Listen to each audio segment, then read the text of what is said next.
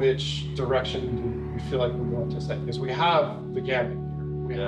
I really wanted this to feel very collaborative, and I think that was the right approach in my opinion, you know, because I just have so much respect and I'm so grateful to the relationship I've had with Wilson. When Wilson presented me with the initial design concepts where literally the racket was all RF, I didn't feel comfortable because I felt I wanted to make sure that people remember that this is a Wilson racket, not just an RF racket. The balance is very important. Remember where we all come from. You know, Wilson is the great racket manufacturer. They know what they're doing. Yes, we can infuse it with my DNA, with my initials, with all my know-how, but I really wanted this to feel very collaborative. That's why we have elements with RF, we have elements with Wilson, and I feel like we struck a good balance. No, and I think it's nice to give the love to Wilson, who's the racket builder and the partner, you know, is to keep the original strings, like the butt cap.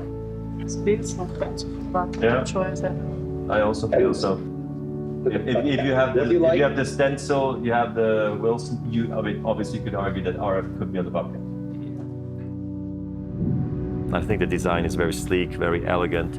I think starting with, you know, the RF logo, the brand, that is so near and dear to me. I think seeing that on a tennis racket means a lot to me. When that goes on to anything, it means I was heavily involved, you know, so I think you see that with this racket, what I just explained before. I mean, I think having RF on the butt cap, that's like a big move in my mind, because how many times in my life have I gone like, okay, M or W, now it's gonna be, I guess, RF up or down. It's gonna feel like all totally weird and strange, but I'll get used to it, and I hope that people too.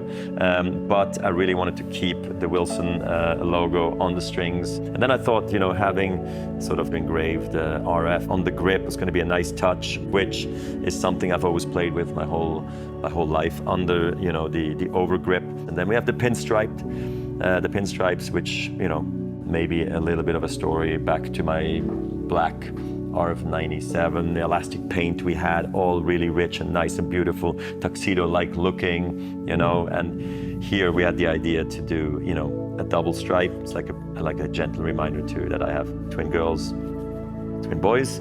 Just quickly the black, you know, obviously fading into sort of like an anthracite silver gray at the top. I just thought that would be something very different to have this ombre on a racket, which I don't think I've really seen before.